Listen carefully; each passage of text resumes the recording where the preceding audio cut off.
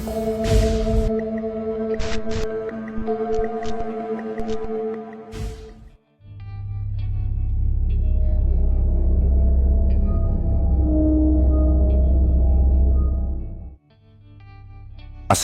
sahabat semua.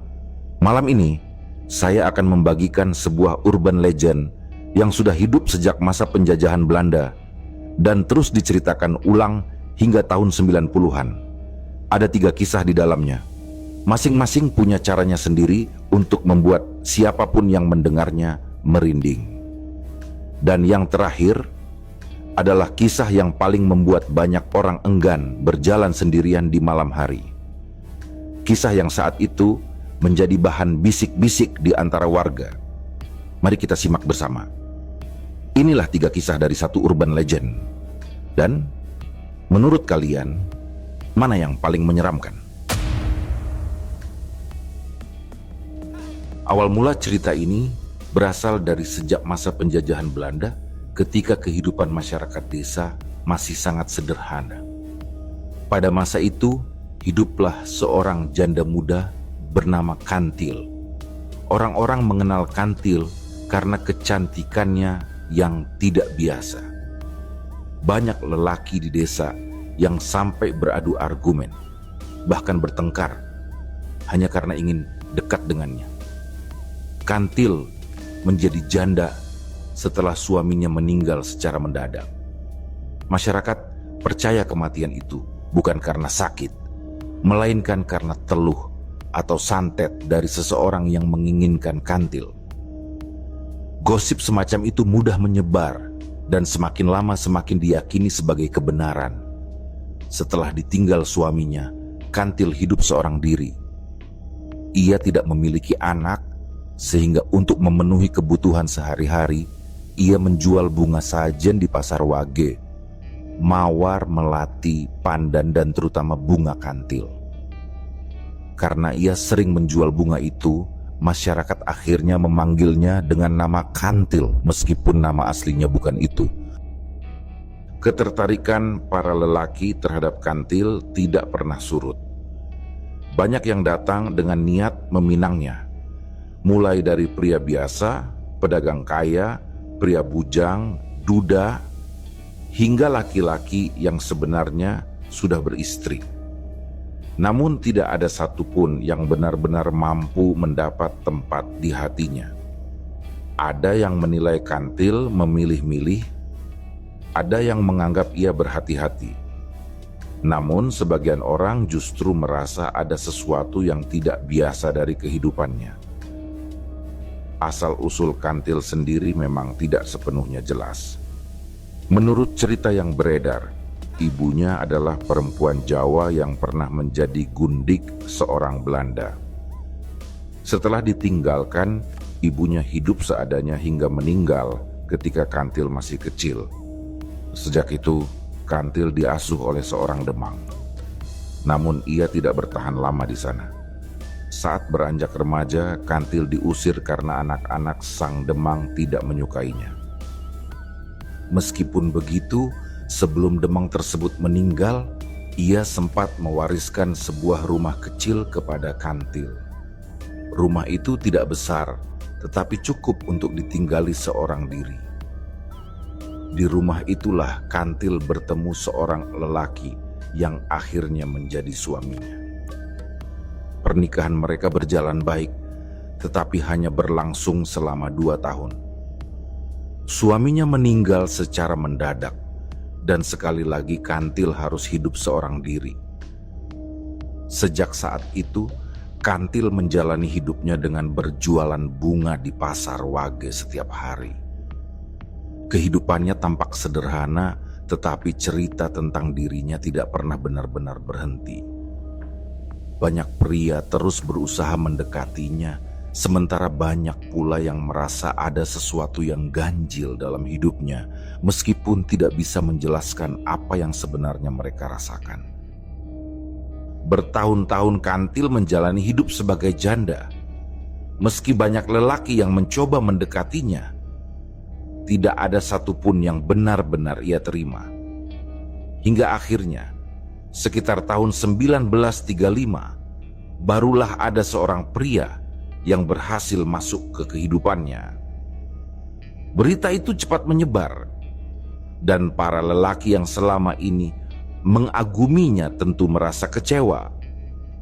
Yang membuat keadaan semakin rumit adalah kenyataan bahwa pria itu ternyata sudah beristri. Orang-orang mengenalnya sebagai Sasongko, seorang lurah bentukan Belanda.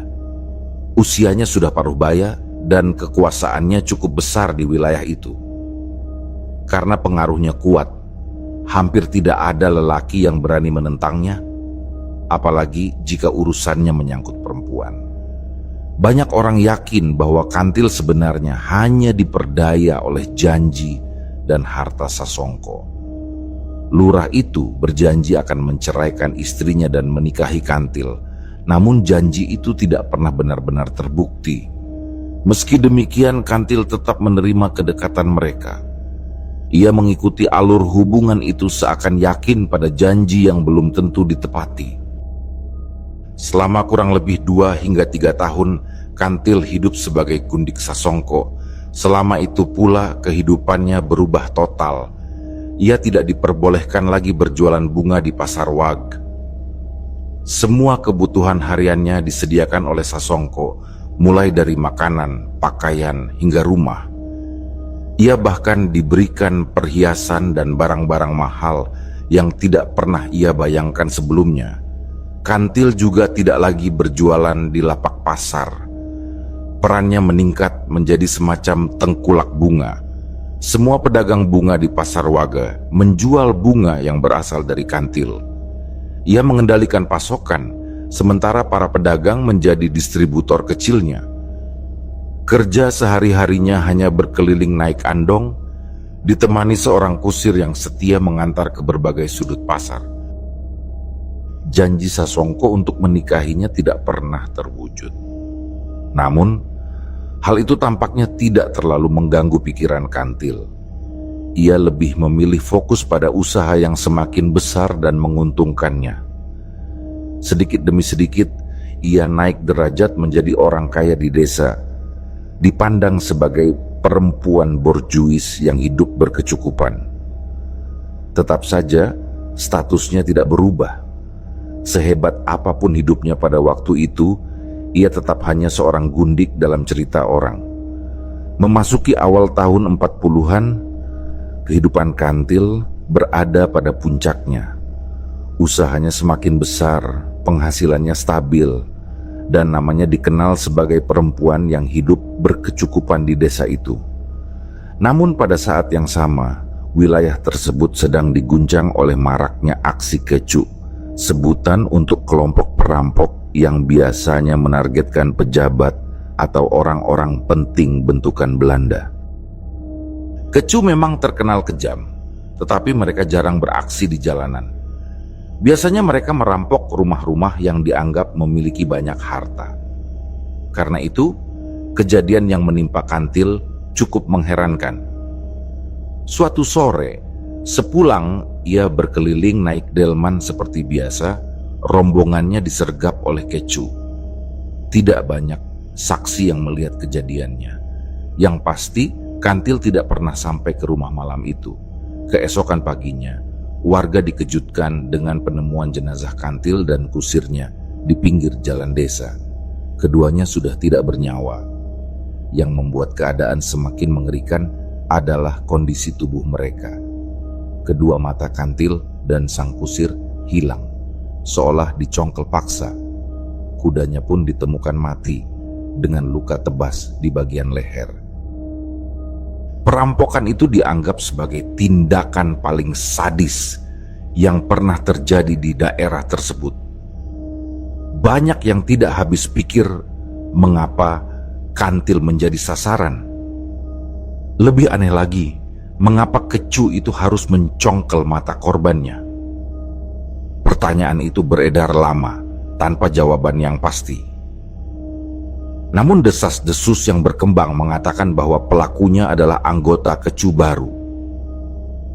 Menurut cerita yang dipercaya banyak warga, seseorang hanya bisa diakui sebagai anggota kecu jika ia berhasil membawa tanda masuk.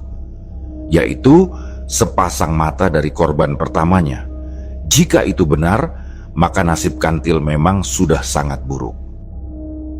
Kematian Kantil membuat seluruh wilayah heboh.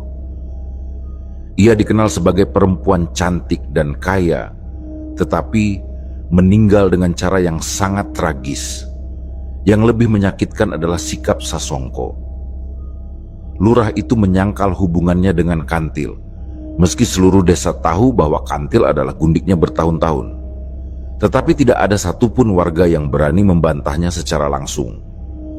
Kekuasaan Sasongko terlalu besar untuk dilawan. Setelah pemakaman dilakukan, desa tidak langsung tenang. Justru setelah itu, muncul cerita-cerita ganjil yang terus berkembang dari waktu ke waktu. Banyak warga mengaku melihat penampakan delman melintas saat malam hari, terutama pada hari pasaran Wag. Delman itu berjalan perlahan dengan kusir tanpa mata, dan di dalamnya duduk sosok perempuan yang wajahnya sulit dikenali. Menurut cerita, selama 40 hari setelah kematiannya, hantu Kantil berkeliling di sekitar desa dengan delman yang membawanya di hari terakhir ia hidup. Menurut cerita yang berkembang, kemunculan hantu Kantil selalu didahului oleh bau bunga kantil yang menyengat. Bau itu muncul lebih dulu, seperti memberi tanda, baru kemudian wujud Kantil terlihat bersama kusir serta delmannya.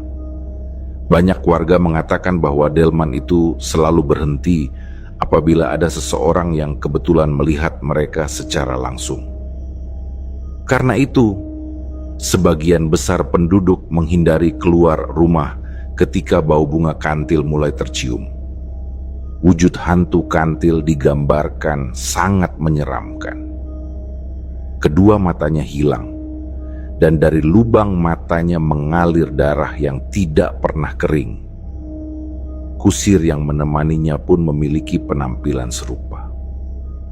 Gambaran itu berkembang dari mulut ke mulut, dan semakin lama semakin diyakini sebagai kebenaran. Banyak cerita horor muncul dari kemunculannya, salah satunya dialami oleh seorang warga bernama Mbah Gotro. Beberapa tahun setelah Indonesia merdeka, sekitar tahun 1950 hingga 1965, Pasar Wage, tempat Kantil dahulu berjualan bunga, dipugar dan dipindahkan ke lokasi yang tidak terlalu jauh dari tempat asalnya.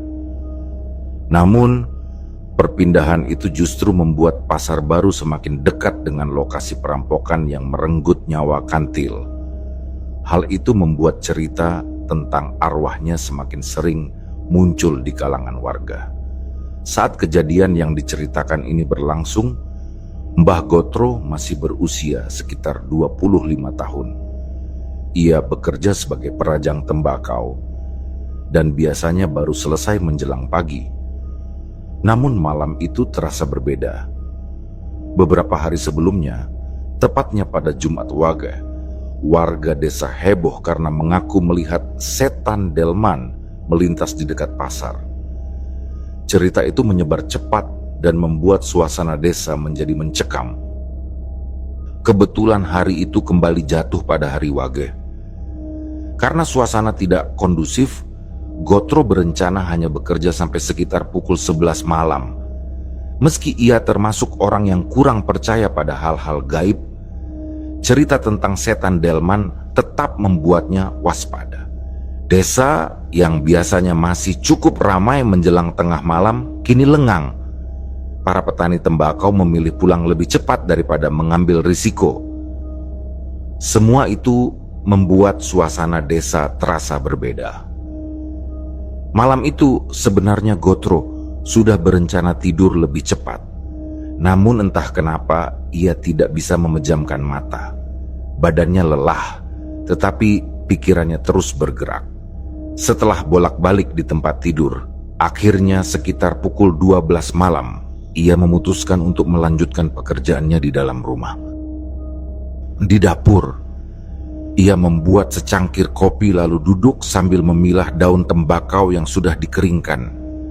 Ia merajangnya sedikit demi sedikit. Tanpa disadari, waktu berjalan cepat. Ketika melihat ke arah lampu minyak di pojok ruangan, jam sudah hampir menunjukkan pukul 2 pagi. Ia berhenti sejenak, menarik napas panjang, lalu menyiapkan kopi kedua. Ia memang tipe orang yang susah tidur kalau pikirannya belum tenang. Sambil menghisap rokok, Gotro duduk di ruang tamu. Lampu minyak yang redup membuat bayangan perabot bergerak pelan setiap kali angin malam masuk melalui celah jendela. Di sela-sela melamun itu, ia baru teringat sesuatu. Hari itu adalah hari Wage. Ia sempat menelan ludah. Cerita tentang setan delman memang tidak sepenuhnya ia percaya, tetapi mengingat hari itu Wage, rasa tidak nyaman mulai muncul. Ia berdiri dan berjalan ke kamar orang tuanya. Ketika mengintip, keduanya sudah tidur pulas. Gotro sempat ingin membangunkan mereka hanya untuk ditemani duduk, tetapi ia mengurungkan niat itu. Tidak pantas rasanya membangunkan orang tua hanya karena perasaan takut yang tidak jelas. Ia kembali ke ruang tamu sendirian. Sekitar pukul 2:30 pagi, sesuatu mulai terasa. Bau bunga kantil tiba-tiba tercium, samar dan singkat, seperti lewat begitu saja. Seketika bulu kuduk Gotro berdiri. Ia menoleh ke berbagai arah, mencoba memastikan apakah itu hanya pikiran atau benar-benar nyata.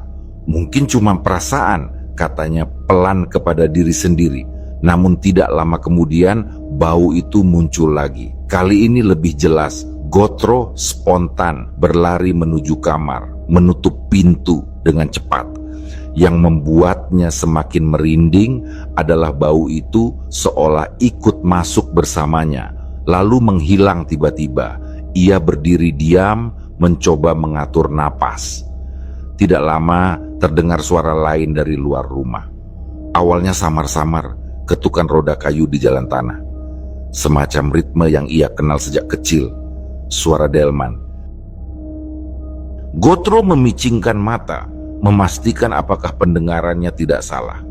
Namun suara itu semakin jelas, ritmis dan mendekat perlahan. Malam-malam begini, siapa yang naik delman? Batinnya. Ia menahan napas, memasang telinga. Namun semakin ia mendengarkan, semakin nyata suara itu. Delman itu benar-benar mendekat.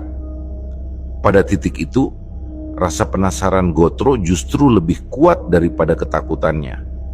Ia berdiri perlahan, berjalan mendekati jendela, dan menunggu di balik dinding kayu. Suara roda delman yang berderit semakin jelas. Ia menahan napas, mencoba memastikan apakah ia benar-benar mendengar apa yang ia pikirkan. Di bagian bawah jendela kamarnya terdapat celah kecil. Hanya cukup untuk satu mata mengintip. Dengan sangat hati-hati, Gotro menunduk dan mencoba melihat keluar. Awalnya ia hanya melihat gelap malam dan sedikit bayangan dari pepohonan di halaman. Namun beberapa detik kemudian, suara itu semakin dekat dan tampaklah sebuah delman berjalan pelan di jalan tanah depan rumahnya. Gotro memejamkan mata sejenak, lalu membukanya lagi untuk memastikan ia tidak sedang berhalusinasi. Tetapi pemandangannya sama. Delman itu benar-benar ada, bergerak perlahan. Dan yang lebih membuatnya gelisah adalah arah delman itu, seakan sedang menuju tepat ke rumahnya. Hatinya berdegup cepat. Takut delman itu semakin dekat, Gotro menjauh dari jendela dan langsung duduk bersimpuh di lantai. Ia merapatkan kedua tangannya dan mencoba menenangkan diri. Suara roda delman itu semakin keras, lalu tiba-tiba berhenti begitu saja. Tidak terdengar lagi apapun. Mungkin delmannya sudah lewat, gumam Gotro pelan, meskipun ia sendiri tidak yakin. Setelah menunggu beberapa menit, ia mengumpulkan keberaniannya untuk kembali mengintip, melalui celah kayu itu. Tangannya gemetar, tetapi rasa ingin tahu memaksanya mendekat. Ia menunduk perlahan dan mengarahkan satu matanya pada celah itu. Detik berikutnya membuat tubuhnya kaku.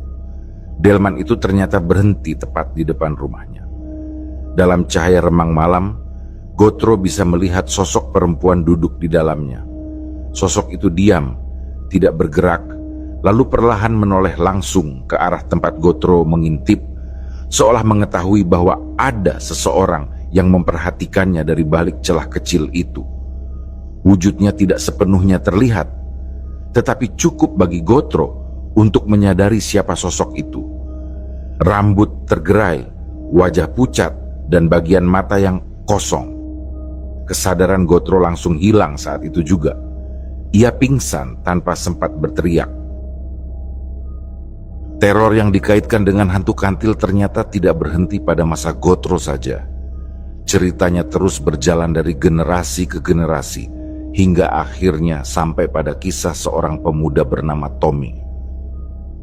Usianya saat itu sekitar 27 tahun, dan tahun tersebut bisa dibilang sebagai masa yang paling berat dalam hidupnya. Baru beberapa bulan menikah, istrinya sedang hamil muda. Namun di tengah situasi itu, bank tempat Tommy bekerja justru mengalami likuidasi akibat krisis moneter tahun 98. Tommy terkena PHK dan kehilangan sumber penghasilan utama. Mau tidak mau, ia harus mencari cara lain untuk menghidupi keluarga kecilnya.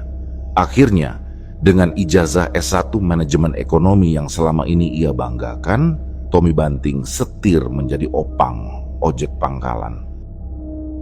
Cerita tentang hantu kantil sebenarnya sudah sangat sering ia dengar. Dari tahun ke tahun, kisah itu selalu muncul, terutama setiap menjelang hari pasaran Wage. Namun berbeda dari kebanyakan orang, Tommy tidak mudah percaya. Sebagai orang yang merasa terpelajar, ia menganggap hal semacam itu hanya cerita turun-temurun yang dibesar-besarkan. Teman-temannya sesama tukang ojek justru sangat percaya. Pada hari Wage, mereka jarang sekali berani menarik penumpang sampai malam. Ada saja yang mengaku melihat delman lewat atau mencium bau bunga kantil ketika jalanan sudah sepi. Bagi mereka, itu tanda untuk segera pulang. Namun bagi Tommy, ketakutan itu justru menjadi peluang. Ketika ojek lain pulang lebih awal, ia tetap standby di pangkalan. Artinya, semua penumpang malam hari otomatis jadi miliknya. Ia memanfaatkan kesempatan itu tanpa ragu. Setengah tahun berlalu sejak ia menjadi opang, dan tidak ada satupun kejadian aneh yang ia alami. Tidak ada suara delman, tidak ada bau bunga kantil, tidak ada penampakan apapun. Tommy mulai merasa aman dengan pekerjaannya. Bahkan ia semakin rajin bekerja karena usia kandungan istrinya sudah mendekati 9 bulan. Ia butuh uang lebih banyak untuk persiapan kelahiran. Suatu siang, ketika sedang minum kopi di warung dekat pangkalan, Tommy mendengar keributan kecil dari teman-temannya. Mereka membicarakan seorang ojek yang katanya mengangkut penumpang gaib malam sebelumnya. Sebagian terlihat ketakutan, sebagian lain tampak serius membahas kejadiannya. Tetapi Tommy hanya tertawa ketika mendengarnya. Salah satu tukang ojek yang lebih tua mencoba menegurnya. "Mas Tommy, jangan begitu. Nanti kalau dapat penumpang setan baru kapok," katanya. Namun Tommy menjawab enteng, tanpa beban apapun. "Saya tidak percaya, Pak. Lagian kalaupun itu setan, kalau dia bayar, ya tidak masalah." Para ojek lain hanya bisa geleng-geleng kepala. Beberapa di antara mereka bahkan bersumpah bahwa mereka pernah melihat delman itu dengan mata kepala sendiri. Tetapi Tommy tetap tidak percaya. Ia memang yang paling muda di pangkalan, dan ia tidak terlalu religius. Baginya, keberanian dan logika sudah cukup untuk menjelaskan semuanya. Beberapa hari setelah obrolan di warung itu, Tommy memperhatikan kalender di dinding rumahnya. Hari yang ia lihat membuatnya senang. Ternyata besok adalah hari Wage, hari yang selalu ia anggap sebagai kesempatan emas. Teman-teman pasti pulang cepat, bisa dapat penumpang lebih banyak, pikirnya dengan semangat. Dan benar saja, sejak siang ojek-ojek lain hanya menarik penumpang sampai sekitar pukul 3 sore. Setelah itu, satu persatu pulang karena takut cerita setan delman. Hari itu suasana pangkalan sepi dan Tommy merasa itu adalah keuntungan untuknya. Sore hari ia pulang sebentar untuk mandi dan makan. Setelah rapi, ia kembali ke pangkalan menjelang malam. Ia menunggu cukup lama sampai akhirnya sekitar pukul 7 malam datang seorang penumpang, Mbak Tami, pelanggan lamanya. Perempuan itu berjualan tahu di Pasar Temanggung dan tinggal satu desa dengan Tommy. Dalam perjalanan mengantar, Mbak Tami sempat mengingatkan, "Hati-hati mas, malam Wage begini rawan ketemu demit." Namun seperti biasa, Tommy menertawakannya. "Kalaupun demit selama dia bayar, saya antar saja," jawabnya santai. Setelah mengantarkan Mbak Tami pulang, Tommy kembali ke pangkalan. Tempat itu sudah sangat sepi. Tidak ada ojek lain, tidak ada pedagang, bahkan tidak ada kendaraan lewat. Hanya lampu jalan yang temaram dan angin malam yang membuat suasana terasa lebih dingin. Ia menyalakan rokok, duduk di atas motor, dan sesekali melihat ke kanan dan kiri. Meski logikanya selalu berkata tidak ada apa-apa, jauh di dalam hati, Tommy sebenarnya menyimpan rasa takut. Nama hantu kantil terlalu sering disebut setiap Wage, sampai-sampai terasa seperti bayangan yang terus mengikuti. Sekitar 1 jam berlalu tanpa satupun penumpang yang datang. Seorang tukang nasi goreng sempat lewat tetapi terlihat terburu-buru. Ketika Tommy hendak memesan, tukang itu justru menyuruhnya pulang karena sudah terlalu malam. Tommy hanya tersenyum, meski perkataan itu menambah rasa gelisah di dadanya. Menjelang pukul 9 malam, pangkalan semakin sunyi. Jalanan seperti tidak berpenghuni. Tommy mulai berpikir untuk pulang. Apabila sampai pukul 10 malam, ia tidak mendapatkan penumpang lagi. Namun sebelum itu terjadi, rasa kantuk tiba-tiba datang tanpa ia sadari. Ia tertidur di atas motornya. Dalam tidurnya, ia bermimpi seseorang menyentuh bahunya. Ketika ia menoleh, terlihat seorang kakek-kakek tua berdiri di dekatnya. Wajahnya muram dan suaranya pelan tetapi tegas. "Pulang saja, sudah malam." Tommy tersentak bangun. Nafasnya terengah sebentar sebelum ia sadar bahwa dirinya hanya bermimpi. Tidak ada kakek-kakek, tidak ada yang menyentuhnya. Ia melihat ke arah jam tangan dan terkejut. Sudah pukul 11 malam. Hari sudah terlalu larut untuk tetap di pangkalan. Ia pun berniat pulang saja malam itu. Namun baru saja ia merapikan jas hujan yang tergantung di motornya, suara seorang perempuan tiba-tiba terdengar dari arah gelap. Tommy pun menoleh. Seorang perempuan berdiri tidak jauh darinya. Dari jarak itu, wajahnya tidak terlihat jelas, tetapi suaranya datar dan lembut. "Mau kemana mbak?" tanya Tommy. "Pak Lurah mas," jawabnya singkat. "Pak Lurah yang mana?" tanya Tommy lagi. Perempuan itu tidak memberikan rincian apapun. Tidak menyebut nama lurah, tidak menyebut kampungnya. Namun Tommy tetap mengangguk. Di desanya hanya ada satu rumah lurah, jadi ia berpikir tujuannya sudah jelas.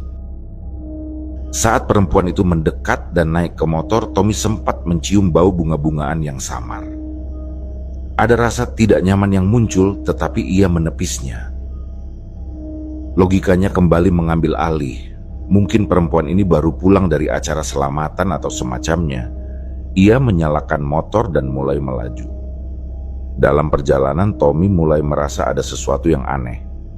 Motornya terasa berat. Padahal secara fisik, perempuan yang ia bonceng tidak tampak besar. Jalur yang mereka lewati pun mestinya tidak terlalu berat, hanya melewati 2-3 desa. Untuk menghindari rasa takut yang mulai muncul, Tommy mencoba mengajak penumpangnya berbicara. "Mbaknya orang mana? Kok sampai malam begini masih keluar?" tanya Tommy. "Saya orang sini aja," jawab perempuan itu datar tanpa intonasi. Jawaban itu membuat percakapan berhenti begitu saja. Namun perjalanan masih panjang, dan semakin jauh mereka melaju, Tommy menyadari sesuatu yang jauh lebih mengganggu. Jalur yang ia lewati bukan jalur biasanya. Jalan itu hanya cukup untuk 2 motor berpapasan. Di kanan dan kiri tidak ada rumah, hanya hutan yang gelap dan rapat. Tidak ada lampu, tidak ada tanda kehidupan. Padahal jalur menuju rumah lurah harusnya melewati beberapa rumah warga. Tommy menelan ludah. Perasaan tidak enak mulai memenuhi dadanya. Perempuan itu kemudian berkata pelan, "Berhenti di depan itu ya mas." Di kejauhan terlihat cahaya seperti lampu yang berkelip-kelip. Dari jauh, cahaya itu tampak seperti kerumunan orang. Rasanya seperti ada kegiatan atau acara di sana.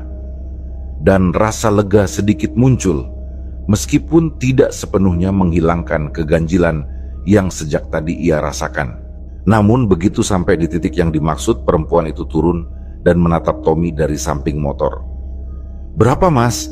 tanyanya. Pertanyaan itu sederhana. Namun justru pada saat itu Tommy mulai melihat sesuatu yang tidak seharusnya ia lihat. Begitu Tommy menoleh ke arah perempuan itu untuk menyebutkan ongkos, ia langsung terdiam. Sosok yang sebelumnya ia lihat sebagai perempuan biasa, kini berubah menjadi sesuatu yang tidak bisa diterima oleh logikanya. Mata perempuan itu tidak ada, hanya lubang gelap. Dari lubang itu mengalir darah segar yang menetes perlahan ke pipinya. Perempuan itu tersenyum miring, lalu tertawa kecil. Suaranya pelan tetapi jelas. "Ini kantil loh mas." Ucapan itu membuat tubuh Tommy seperti kehilangan tenaga. Perempuan itu kemudian menepuk bahunya pelan, namun sentuhannya dingin dan terasa tidak wajar. Ketika ia menoleh ke sekeliling, barulah ia menyadari sesuatu yang lebih mengerikan. Ia sedang berada di tengah-tengah area pemakaman. Cahaya yang dari jauh ia kira sebagai kerumunan orang, ternyata hanyalah cahaya dari lampu-lampu kecil yang terpasang di beberapa nisan. Tidak ada suara manusia, tidak ada aktivitas apapun, hanya sunyi dan bau tanah basah. Tommy langsung panik. Tanpa berpikir, ia melompat dari motor dan berlari sekuat tenaga. Nafasnya terengah, jantungnya serasa mau meledak. Sepanjang jalan ia berteriak meminta tolong. Namun sebelum sampai ke rumah warga, tubuhnya ambruk. Ia pingsan di jalan setapak. Keesokan paginya, warga menemukannya tergeletak di desa sebelah. Saat sadar, Tommy kebingungan. Ia sama sekali tidak tahu bagaimana bisa berada di sana. Yang membuat warga lebih heran adalah motornya. Motor itu ditemukan di area pemakaman. Padahal untuk mencapai tempat itu dari jalan besar seseorang harus melewati banyak anak tangga yang tinggi. Mustahil motor itu bisa sampai ke sana tanpa bantuan. Evakuasi motor pun menyulitkan warga karena mereka harus menurunkannya satu persatu melewati tangga yang terjal. Beberapa hari setelah kejadian itu, Tommy benar-benar berubah. Ia mengaku tidak akan pernah lagi menarik penumpang hingga larut malam, terutama pada hari Wage. Sosok yang ia lihat malam itu terus menghantuinya. Perempuan tanpa mata dengan darah yang mengalir dari kedua lubang kosong wajahnya. Bertahun-tahun kemudian, cerita itu tetap hidup. Apalagi setelah banyak warga mengetahui bahwa Pasar Wage yang lama kini sudah berubah menjadi area pemakaman. Dan setiap hari Wage, banyak orang mengaku mencium bau bunga kantil yang sangat menyengat, meskipun tidak ada satupun pohon kantil tumbuh di sekitar sana. Menurut cerita yang berkembang, bau itu adalah pertanda awal. Jika bau itu muncul, maka tidak lama kemudian hantu kantil akan menampakkan diri, entah dengan delmannya, entah sebagai penumpang, atau sekadar berdiri di antara nisan. Demikianlah kisah yang kami bawakan ini. Semoga kisah ini dapat menghibur teman-teman semua dan diharapkan cerita ini bisa bermanfaat. Baiklah, terima kasih untuk teman-teman yang telah mendengarkan cerita ini dan juga yang telah mendukung channel ini. Semoga kebaikan yang dilakukan teman-teman dibalas oleh Allah Subhanahu wa Ta'ala dengan hal-hal yang lebih baik dan lebih bermanfaat dalam kehidupan. Saya mohon maaf apabila ada kesalahan dalam perkataan ataupun pengucapan dalam menceritakan kisah ini. Sampai jumpa lagi di kisah kami berikutnya. Semoga sehat dan sukses selalu untuk kita semua.